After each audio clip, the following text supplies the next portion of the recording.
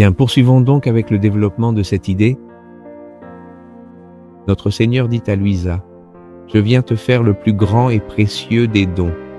Je viens t'enseigner comment vivre pleinement dans ma sainte volonté. » Pour cela, la première chose que notre Seigneur commence à dire à Louisa, c'est comment la volonté divine a constamment agi au sein de l'humanité de Jésus et en même temps en la très sainte Vierge. Mais surtout d'abord dans l'humanité de Jésus. Prenons un instant pour nous en souvenir, réfléchissons bien à ceci. Après le drame du péché originel, l'homme s'est retrouvé éloigné de la présence de Dieu, dans une certaine mesure, pour ainsi dire, humainement parlant. Dieu a dû s'étendre pleinement, également humainement parlant, afin de véritablement parvenir à rejoindre l'homme. Et il s'est étendu, allant jusqu'à l'extrême limite de rechercher et de retrouver l'être humain au plus profond de l'abîme où il s'était égaré. Et ce qui nous est certainement resté le plus, face à l'être humain, c'est précisément en ce point que Dieu est descendu dans son humilité le plus bas vers lui afin de venir à sa rencontre personnelle. Et ce moment précis, c'est la passion douloureuse de Jésus. Le Christ en croix, pourrions-nous dire ainsi, est le niveau le plus profond auquel Dieu est descendu pour rencontrer la créature dans l'abîme où elle s'était égarée. Alors, lorsque chaque être humain, quelle que soit sa condition ou son rang, rencontre véritablement Dieu, il doit avant tout passer par le chemin de la rédemption divine, c'est-à-dire par Jésus crucifié. Et c'est précisément à partir de là qu'il commence progressivement à découvrir et à connaître de mieux en mieux Jésus. C'est pourquoi le grand saint Paul affirmait avec force que Dieu me garde de prêcher un autre Christ que le Christ crucifié. Parce que c'est véritablement là que le Seigneur Dieu nous instruit et nous enseigne. Il nous façonne à nouveau et il nous instruit avec sagesse sur les conséquences réelles qu'ont engendré nos péchés. Et il nous donne le chemin de vie, le soutien nécessaire, la force intérieure ainsi que la lumière divine pour nous libérer de l'emprise de nos péchés. Bien sûr, vous qui, d'une certaine manière, selon ce que j'ai pu observer jusqu'à présent, avez un lien ou appréciez pleinement tout ce qui se rapporte au renouveau dans l'Esprit Saint, qu'il est absolument nécessaire de l'orienter vers ce point précis. L'action profonde et mystérieuse de l'Esprit Saint se manifestant à travers ces 7 dons sacrés infusés dans le secret de notre âme, nous conduit et doit impérativement nous conduire de manière continue vers une identification parfaite et absolue de notre propre existence avec la vie même du Christ. Ce serait là l'effet complet, magnifique et définitif de l'action de l'Esprit Saint en nous, car comme je vous le disais précédemment avec insistance, il y a ceux qui contemplent avec une ferveur renouvelée le Christ crucifié sur la croix, offrant sa vie pour racheter l'humanité tout entière. Mais si la lumière de l'Esprit Saint ne vient pas éclairer leur intelligence et leur cœur, ils ne parviennent pas à pénétrer le mystère profond de ce Christ crucifié sur la croix pour notre salut, tout comme tant d'autres personnes, disons comme tant de personnes incroyantes et païennes qui vivent dans ce monde aujourd'hui. De nos jours, les fidèles de l'islam ou les pratiquants du bouddhisme peuvent apercevoir la présence d'un crucifix devant eux, mais il semble malheureusement que l'Esprit Saint ne leur apporte pas encore la lumière nécessaire pour qu'ils puissent parvenir à découvrir ce qui se cache réellement là-dedans.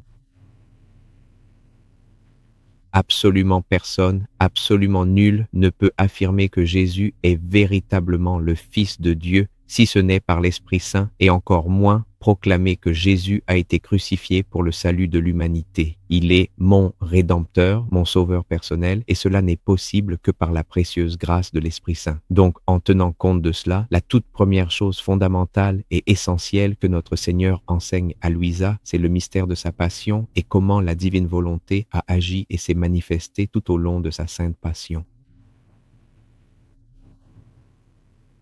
En ce qui concerne le récit sacré de la passion de notre Seigneur, nous possédons les évangiles Nous avons tout ce que la Sainte Église nous a enseigné et nous avons contemplé la figure d'un Jésus endurant des souffrances visibles extérieurement.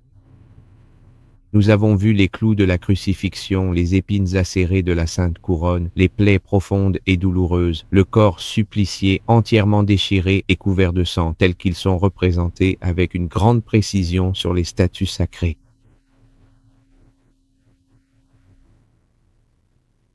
Se retrouvant transpercé avec une épée acérée plantée directement dans le cœur, une plaie profonde et douloureuse, pour mieux dire, non pas seulement dans le cœur de chair, car cet organe purement biologique, nous le connaissions déjà parfaitement depuis les connaissances médicales ancestrales des Chinois. Désormais, de plus en plus souvent, nous voyons apparaître une blessure du cœur. Mais la blessure profonde, à l'intérieur de notre être intérieur. Et c'est ainsi que nous y pénétrons très progressivement. C'est pourquoi pour Louisa, cela ne constitue pas une source de déception. Et la première chose qu'il lui enseigne avec patience, c'est toute l'étendue de sa sainte passion et comment la divine volonté, c'est-à-dire comment sa propre divinité agissait et ce qu'elle faisait précisément au plus profond de lui. En contemplant le mystère de la passion, que nous avons souvent l'habitude de ne percevoir que d'une manière purement populaire, lorsque nous voyons le Christ crucifié et que nous méditons profondément sur son sacrifice, nous pouvons alors faire notre exercice spirituel en considérant, comme le dit si bien la prière, les 5 plaies sacrées de son corps. Et alors, nous commençons par imaginer la douleur que cela pourrait nous infliger à nous-mêmes. Imaginons qu'on nous enfonce un clou dans les mains, qu'on nous flagelle et qu'on finisse par nous clouer sur la croix. Il est possible que nous ressentions actuellement tout le poids accablant d'une lourde croix en bois massif posée directement sur nos épaules fatiguées, pesant de très nombreux kilos, au moment précis où nous sommes, en train de prendre le temps de considérer attentivement ou de ressentir profondément tout cela. Il s'agit d'envisager les choses d'une manière qui soit simplement et uniquement corporelle. Mais ensuite, il faut comprendre qu'il s'agit là d'une partie intégrante de la sainte passion que notre Seigneur et Sauveur a dû subir pour nous. Une dimension essentielle, cette dimension spécifique de la passion corporelle et physique que lui ont infligé les autorités juives et, à certains moments précis, les soldats romains.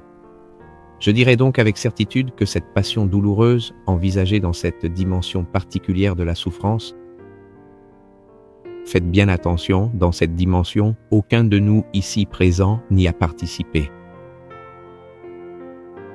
Dans cette dimension temporelle, non, nous vivons plus de 2000 ans plus tard, nous n'étions pas là. Tenant un marteau à la main, donc dans cette dimension de la passion, nous ne sommes pas du tout concernés. Dans cette autre passion, dans l'autre dimension, car nous pouvons découvrir qu'il y a, en fait, 3 dimensions.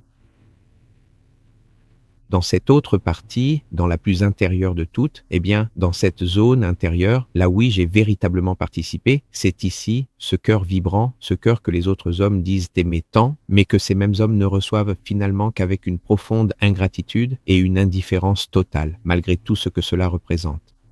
Là, nous y participons tous. Par notre totale inaction, par notre profonde ignorance, par notre grande légèreté, qui inflige une douleur immense et profonde au cœur même de Jésus. C'est une deuxième dimension fondamentale de tout ce qui constitue la passion de notre Seigneur.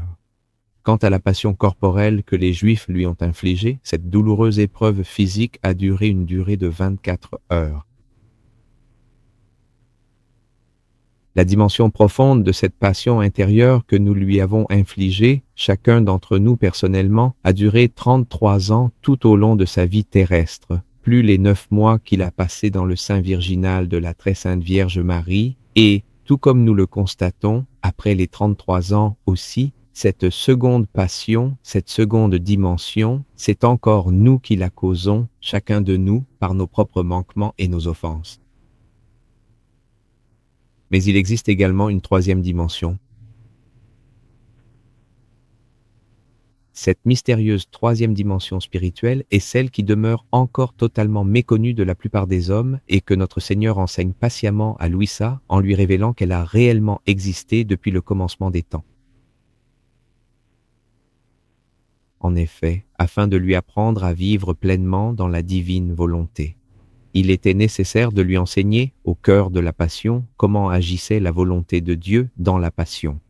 Il ne s'agit pas uniquement du nombre de clous qu'on lui a mis, ni seulement de notre ingratitude, mais de ce qui se déroulait précisément en lui-même. Nous avons observé et bien considéré que Jésus prend la lourde croix. Et à quoi pensons-nous? Combien cela lui a-t-il fait mal? À quel point était-il fatigué après la flagellation? Mais qui a dit et à quoi pensait-il? À quoi pensait-il dans ce monde, dans le Verbe s'engageant? Pensez-vous qu'intérieurement, il portait toute son attention sur le poids écrasant de cette croix, exactement comme nous pourrions le faire si l'on nous posait un tel fardeau sur le dos? Il semble en effet naturel que, dans une telle situation, toute notre attention se détournerait ou se concentrerait inévitablement sur ce point précis. Nous dirions que la croix dans la pièce pèse 82 kilos ou 40, ce n'est pas possible. Et il semble que nous concentrerions toute notre attention là-dessus et sur la douleur que cela nous cause. Mais Jésus, à quoi pensait-il intérieurement? Où pouvait-il bien diriger ses pensées, en ce moment précis? Il ne se contentait pas de réfléchir au fardeau de cette croix sur son épaule, ni seulement à ce sentiment de gratitude sincère envers tous, et plus spécifiquement envers ceux qui avaient choisi de la lui imposer, ainsi qu'envers ceux qui vivaient aussi ce moment précis. Mais il possédait en lui une vision intérieure beaucoup plus vaste, ancrée dans cette troisième dimension. Comment accomplissait-il la volonté de Dieu, sa propre volonté? Dans toute son humanité, au moment de sa passion, et cela représente une dimension fondamentale que tout d'abord, notre Seigneur Jésus-Christ enseigne avec bienveillance à Louis, afin que Louis le suive aussi fidèlement dans cette dimension divine et transcendante de sa sainte passion, et qu'il apprenne véritablement à marcher chaque jour dans ses pas sur ce chemin de sacrifice, à y prendre part pleinement. Cette dimension de la passion de notre Seigneur. Et dans cette dimension de la passion de notre Seigneur, nous sommes tous invités à participer activement. Dans la dimension de la passion corporelle, je dirais que c'est impossible. Pour celui qui a besoin, qui veut passer corporellement par tout ce qu'a vécu Jésus, cela nous est absolument impossible. C'est une chose totalement impossible. Pour celui qui désire ardemment s'engager et participer pleinement à cette deuxième dimension, peut-être qu'en cherchant à modeler et à conformer notre propre vie quotidienne sur celle du Christ Jésus, nous pourrions alors commencer à ressentir une profonde douleur pour les péchés commis par les autres, par ceux qui nous entourent, ainsi que par l'ensemble de tous nos frères. Mais alors, de quelle manière pouvons-nous nous y préparer? Comment prendre part pleinement à cette troisième dimension de la passion que la puissance de la divinité a choisi de faire endurer à l'humanité de Jésus? Voici ce que l'on appelle la troisième dimension. Cette passion profonde que sa divinité a délibérément imposée comme souffrance à sa propre humanité. Il ne s'agit plus ici simplement de la passion corporelle qu'il a subie autrefois, ni de celle que le peuple juif a pu faire endurer au corps sacré de Jésus, ni non plus de la deuxième dimension, celle où l'humanité tout entière a infligé une profonde douleur à ce cœur qui nous a tant aimés. Oui, cette deuxième dimension, mais il s'agit bien plutôt de celle que la majesté de la divinité elle-même a fait endurer et souffrir à l'humanité de Jésus. Et pour enfin mieux comprendre en détail cette troisième vibration, Il nous a fallu patienter humblement et attendre assez longtemps, car il était nécessaire de rester dans l'attente jusqu'au moment où le Seigneur Jésus-Christ vienne lui-même nous la révéler. La passion corporelle, il l'a révélée le jour même où on la lui a fait subir, car il l'a endurée sous les yeux de tous et à la portée des sens de tous ceux qui étaient présents là-bas. Et c'est par leur intermédiaire qu'elle nous a été fidèlement transmise à nous tous. Sa deuxième grande passion intérieure, il l'a progressivement révélée au fil des années, jusqu'à atteindre, disons, l'étape importante du Sacré-Cœur de Jésus, qui, à ce moment-là, avec Sainte Marguerite Marie, vient récapituler de manière profonde cette seconde dimension de sa passion. Et il nous faut arriver à Louis pour enfin parvenir à connaître cette troisième dimension de la passion, que la divinité a incliné ou a fait endurer à l'humanité de Jésus. Pour comprendre cela et être en mesure de nous préparer pour pouvoir y participer pleinement, il faut d'abord chercher à comprendre de quelle manière s'exerce réellement la volonté de Dieu. Jusqu'à présent, nous savions comment les clous pénètrent dans un corps, comment souffre un cœur. D'une certaine manière, imaginez le cœur d'une mère face à un enfant se trouvant en grand danger ou bien confronté au malheur d'un de ses enfants. Là, nous avons encore une certaine référence universelle qui nous permet de nous approcher pour ressentir pleinement l'ingratitude. Ces douleurs intérieures profondes en nous qui nous servent d'une certaine manière à découvrir et à comprendre véritablement ces douleurs intérieures de Jésus, mais les douleurs que sa divinité lui a fait endurer celles-là. Soit il choisit de nous les révéler lui-même, soit nous n'avons absolument aucun moyen ni aucun point de repère pour pouvoir les connaître. Encore moins pour les comprendre pleinement, et bien moins encore la moindre intention de chercher à y participer. Alors, notre Seigneur conduit alors fidèlement la servante de Dieu, Luisa Picaretta. Tout d'abord, dans une première étape fondamentale, à ce moment-là, il lui permet de découvrir et de comprendre comment agit la divine volonté dans la passion, puis comment cette même divine volonté a agi tout au long de son existence terrestre, et ensuite comment la divine volonté a agi dans la très sainte Vierge Marie, depuis le moment de son immaculée conception jusqu'à son assomption glorieuse au ciel. Voilà. Troisième dimension de la passion, la dimension divine de la passion est créée par Jésus, comme je vous le dis, sur les côtés, et c'est lui qui la révèle, sinon il n'y a absolument aucune possibilité. Des deux autres, comme nous l'avons déjà examiné, oui, nos propres sens physiques parviennent enfin à toucher cette révélation. C'est une chose que je me dois de préciser ici même, de la passion de notre Seigneur pour chacun de nous. Mais pour l'autre, cela est impossible pour la créature. Si Dieu ne la crée pas, même entre nous, qui peut savoir ce que pense l'autre? On peut facilement voir ce que l'autre fait, comment il marche ou ce qu'il mange, mais on ne sait pas ce à quoi il pense. Soit on nous le dit, soit nous n'avons aucun moyen de le savoir. Si jamais je me retrouve dans un restaurant et que je mange seul, face à la mer, juste devant moi, tout le monde peut voir ce que je mange, mais ce à quoi je pense, à moins que je ne le dise moi-même. C'est strictement impossible de le savoir du tout. Et pourtant, ce n'est absolument pas le cas, s'il s'agit bien du Verbe incarné. Dans mon cas, il s'agissait de moi, quelqu'un comme vous. On pourrait, d'une certaine manière, se demander à quoi pense-t-il en mangeant le consommé? Si le poulet est un peu dur ou pas tant que ça. Si le piment est piquant ou non. Ça, on pourrait le savoir, ou si c'est quelque chose de similaire. Mais si celui qui mangeait était le Verbe incarné, qui pourrait dire à quoi il pensait? ce qu'ils étaient précisément en train de faire à l'intérieur. Soit ils refusent catégoriquement de le révéler, ou alors il n'y a absolument aucune créature vivante qui puisse même l'entrevoir de loin. Car pour cela, il aurait fallu créer un autre verbe akagwa, c'est-à-dire « Ah, j'ai compris ». Alors,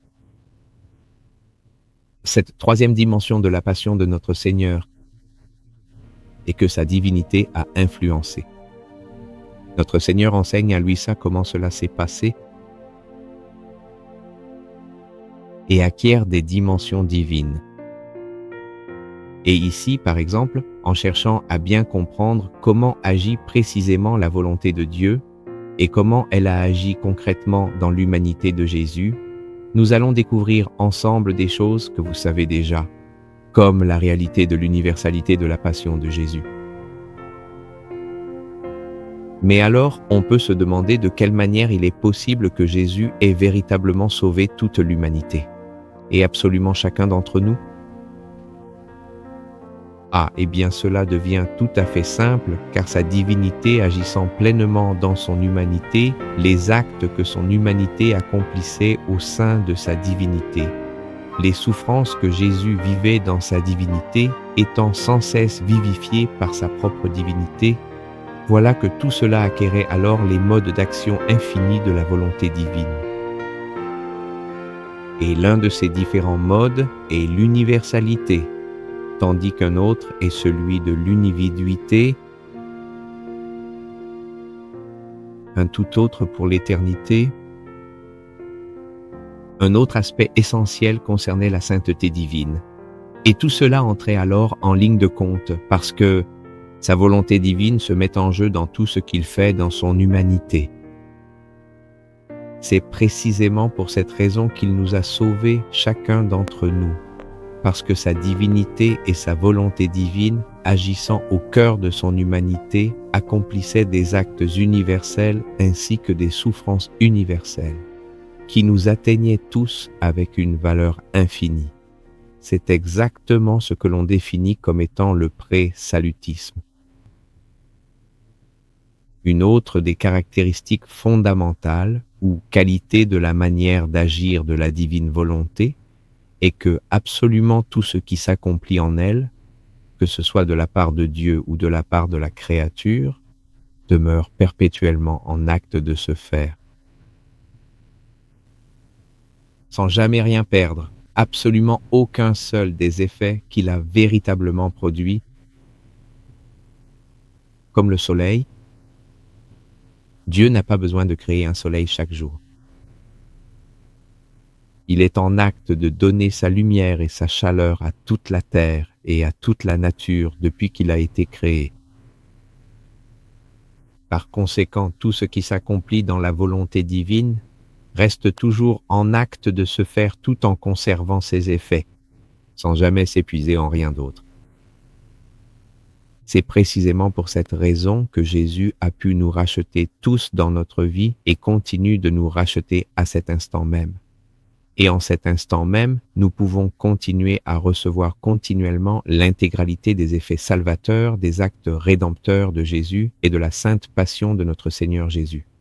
Comme si, en ce moment même, il était en train de la souffrir pour nous en un seul acte unique. Tout ceci est rendu possible grâce aux qualités d'accomplissement de la volonté divine suprême. Si Jésus n'avait pas possédé cette sainte volonté divine comme vie intérieure dans tout ce qu'il a accompli, il n'aurait absolument pas pu se racheter lui-même, ni même espérer nous racheter tous. Il avait besoin de sa divinité en lui et de toutes les qualités d'accomplissement de la vie de la volonté pour nous racheter tous et chacun individuellement. Et c'est ainsi que, après avoir cru, nous nous devons d'exprimer notre profonde gratitude envers Luisa, car non seulement sa passion est sur le point de s'accomplir pleinement, mais aussi tous les actes qu'elle a accomplis durant toute sa vie, brillants comme un soleil radieux. Ils ne se sont absolument pas épuisés, nous offrant généreusement la totalité de leurs fruits et tous leurs effets. C'est pourquoi les heures auxquelles nous sommes déjà habitués, sais-tu qu'elles trouvent maintenant cette explication?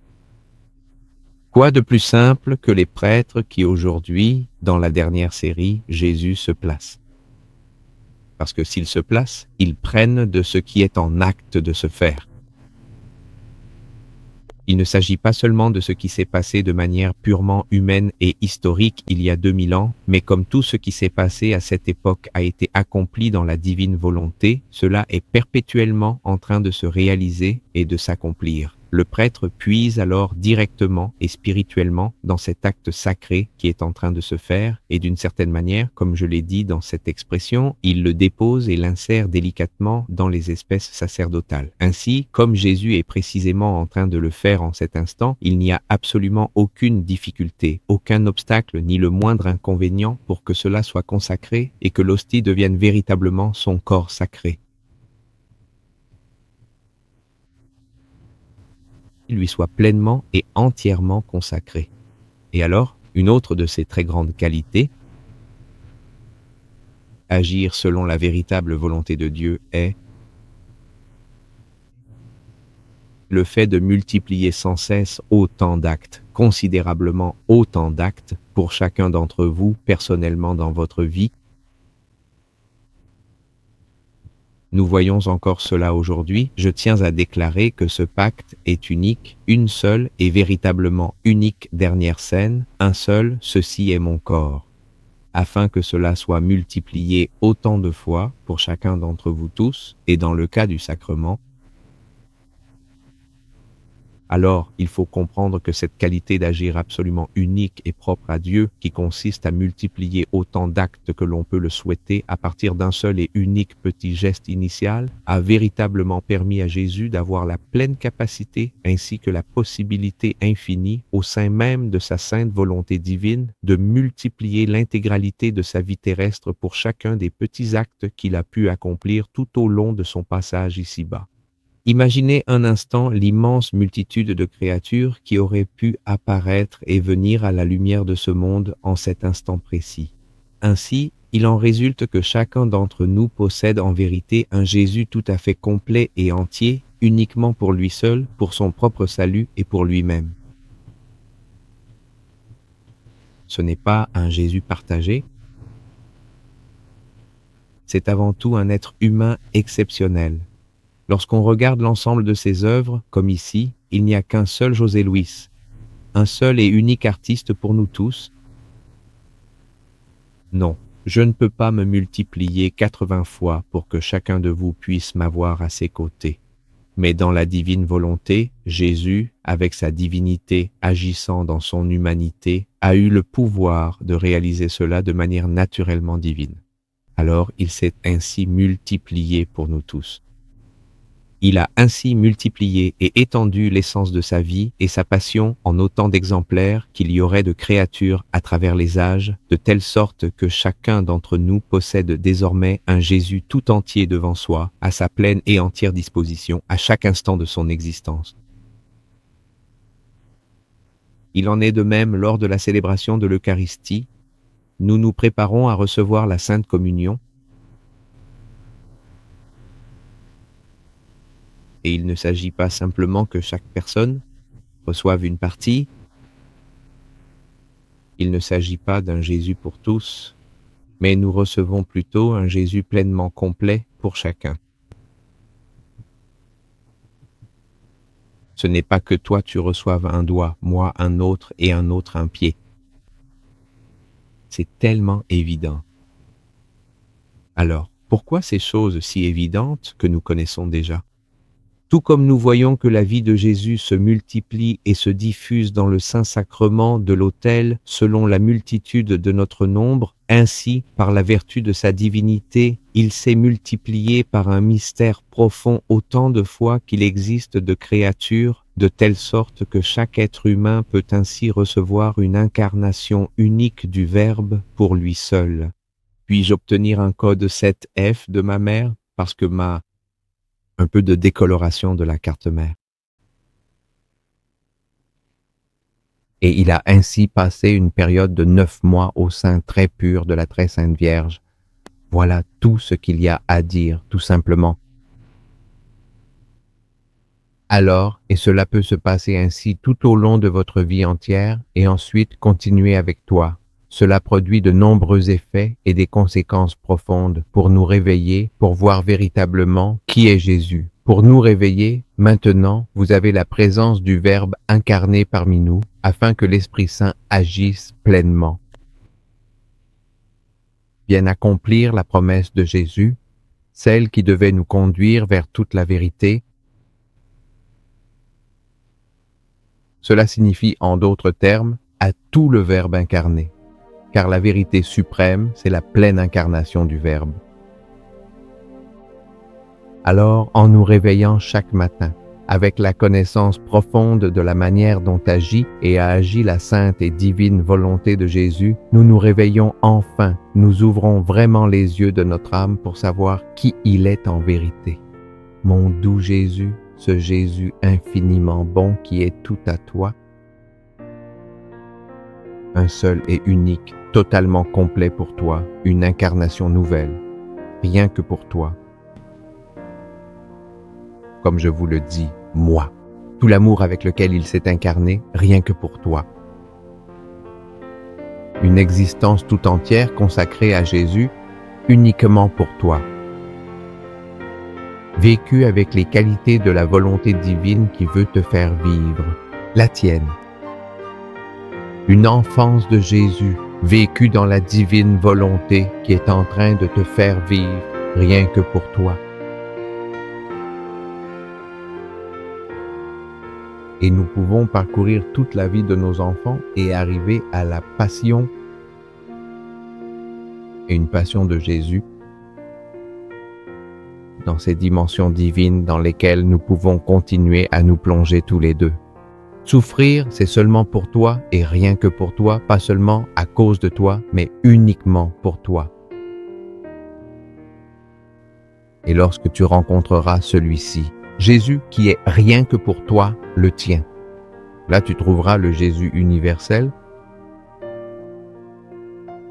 qui est aussi pour moi. Et là, dans ton Jésus, tu trouveras la passion soufferte pour toi seul, et tu trouveras aussi en Jésus la passion qu'il a soufferte pour moi. Et puisque cela se manifeste dans l'acte de la divine puissance, vous pourrez alors vous associer pleinement à ce Jésus, et ce, pour ce Jésus. Comme on le dit, il a véritablement pris possession de vos yeux et de vos pieds. Ainsi, laissez-le prendre possession de votre volonté et qu'il communique à votre volonté les qualités de cette action de sa volonté divine. Et de cette volonté de Dieu. En prenant pleinement conscience de cela, vous serez en mesure de découvrir une résurrection de Jésus qui vous est propre, un véritable panorama spirituel. Comme je l'ai dit, vous ne vous réveillerez pas en regrettant d'avoir voulu vivre cela. Jésus, qui est uniquement pour toi, cette vision floue et nébuleuse d'un Jésus ayant vécu il y a 2000 ans finira par s'évanouir complètement. Et par quel procédé mystérieux et inexplicable cela t'arrive-t-il? Toute son influence, qu'elle soit plus ou moins intense ou plus ou moins effective, tout cela finira par disparaître et fera ressusciter un Jésus pleinement actuel, avec sa divinité agissante au cœur de son humanité, qui veut véritablement devenir la vie de chacune de nos attitudes quotidiennes, et tant d'autres considérations essentielles et profondes que nous pouvons méditer et apprendre à mesurer, que nous allons chercher à approfondir encore plus intensément la connaissance de la volonté de Dieu et la manière dont elle a agi dans toute l'humanité à travers les âges. Seigneur Jésus-Christ.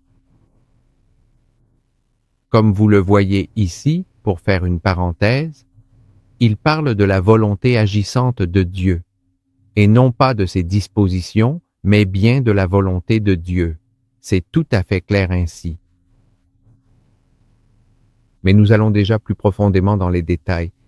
nous allons déjà plus haut vers les cieux, en parlant précisément de la sainte volonté de Dieu vue de l'intérieur.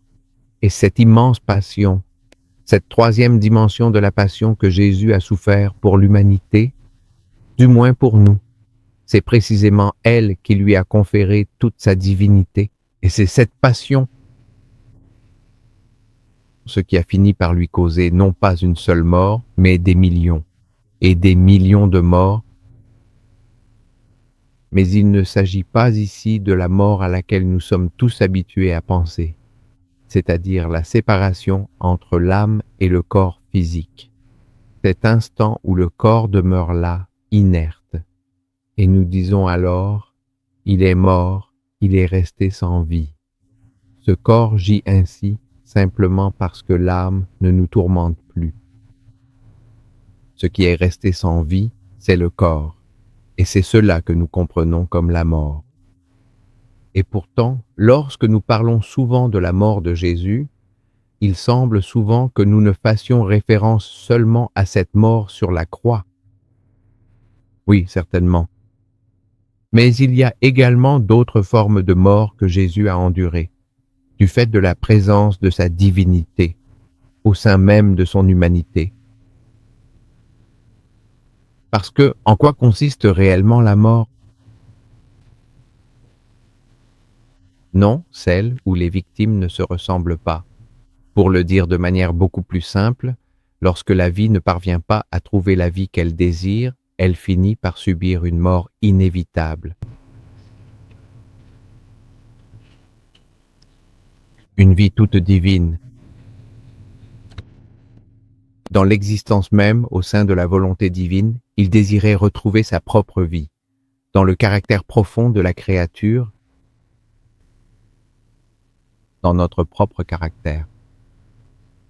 Et dès l'instant où le péché originel a pénétré dans l'existence, la volonté divine a commencé à ressentir l'amertume de la mort au sein de la volonté humaine, car elle n'y découvrait plus du tout la vie qu'elle désirait tant y vivre, mais seulement la vie humaine qui subsistait par elle-même. Il s'agissait de la créature qui venait interrompre brutalement le libre cours à la vie de la volonté divine. Et, en conséquence directe de cela, la volonté divine rencontrait alors la mort. Cela est vraiment encore plus clair dans les péchés, car ce sont les péchés, la mort de la vie divine de la part de la créature et la mort de la vie divine elle-même. Il s'agit de la créature elle-même, et c'est ce qu'il y a de pire. C'est la pire dimension, pour ainsi dire, du péché, car la mort de l'âme à la grâce, à la vie divine, représente une affaire de créature. Mais la mort de la vie divine, lorsque la créature ne lui permet pas de trouver la vie qu'elle désire, est une affaire qui concerne le Créateur. C'est pourquoi il existe bel et bien une dimension divine du péché. C'est ce qui se passe en Dieu. Lorsque la créature commet le péché, la dimension humaine de cet acte, c'est ce qui se produit au cœur de la créature. Lorsque celle-ci s'égare, d'une part, la créature meurt à la vie divine, et d'autre part, Dieu lui-même, dans sa divinité, meurt symboliquement dans cet acte où il désirait tant insuffler la vie. Telles sont donc les circonstances. C'est là l'humanité tout entière. Et toutes les multiples morts que chaque acte individuel de créature et que chaque péché de créature ont provoqué à la divinité, présente au sein de la créature.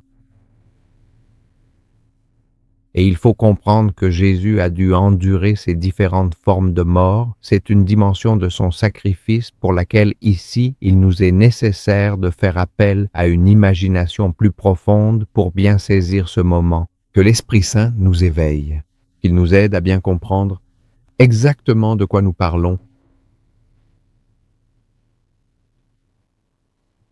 C'est un Jésus, un Verbe incarné qui contient véritablement toute l'humanité en lui, parce que nous avons tous été créés en lui et que nous subsistons par sa grâce. Et parce que dans ce sens, et ici cela se voit plus clairement, nous avons tous posé nos mains sur lui, mais si seulement cela n'avait été que les mains. Nous n'avons pas seulement déposé le poids de nos mains, mais aussi celui de tous nos péchés, et ce n'est pas seulement dans la signification profonde de la mort que nous étions en train de lui faire subir, mais véritablement dans le sens et dans la dimension des morts que nous infligions à Dieu au plus profond de nous. Alors, puisque l'on n'est pas Jésus, tous, chacun de nous en lui, nous lui faisions ressentir, et la divinité lui faisait ressentir à lui ses morts, chacune d'entre elles, une à une, pour chaque péché que nous avons commis et qui a causé ce grand vide de vie divine en nous. Et Jésus devait souffrir ces morts pour les combler à nouveau pleinement de vie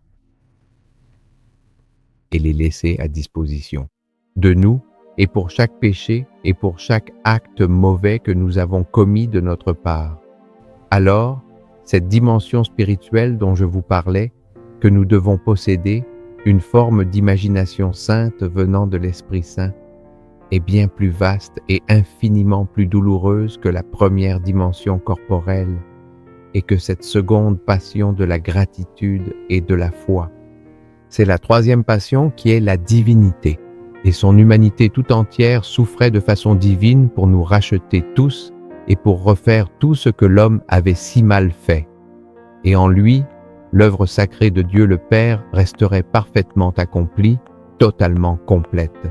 C'est-à-dire qu'en mon Fils bien-aimé, je suis et je trouve en lui toutes mes complaisances. Bien, ceci est un autre point. Il s'agit de différentes manières d'agir. De la divine volonté que notre Seigneur fait connaître à Louisa en parlant de tout ce qui s'est déroulé dans le passé. Je crois sincèrement que c'est encore un peu trop tôt et je ne suis pas certain que tout cela ait été parfaitement saisi. Mais ce que je sais vraiment, c'est que c'est une matière importante que je vous donne et que, pour tout le reste, cela se trouve dans les instincts naturels de Louisa. C'est de cette source que je la tire afin que, dans la méditation personnelle, dans la réflexion personnelle et aidés par la force de l'Esprit Saint, nous soyons en mesure de comprendre véritablement qui est Jésus. Et cela, nous avons la possibilité de l'approfondir à mesure que nous comprenons et que nous le connaissons chaque jour davantage. Découvrons ensemble comment s'exprime la divine volonté de Dieu et comment elle a agi dans l'humanité de Jésus pour la gloire du Père et pour le bien suprême de Dieu. Chacun d'entre nous est ainsi appelé à agir en multipliant un Jésus de cette sorte pour chacun de nous. C'est pourquoi je vous laisse donc ce matériel pour votre réflexion personnelle et votre méditation. Et j'aimerais que cela reste bien clair pour nous tous. D'abord chez le premier, parce qu'il en a le plus besoin dans le cœur des élèves. Bon, alors, voyons ici.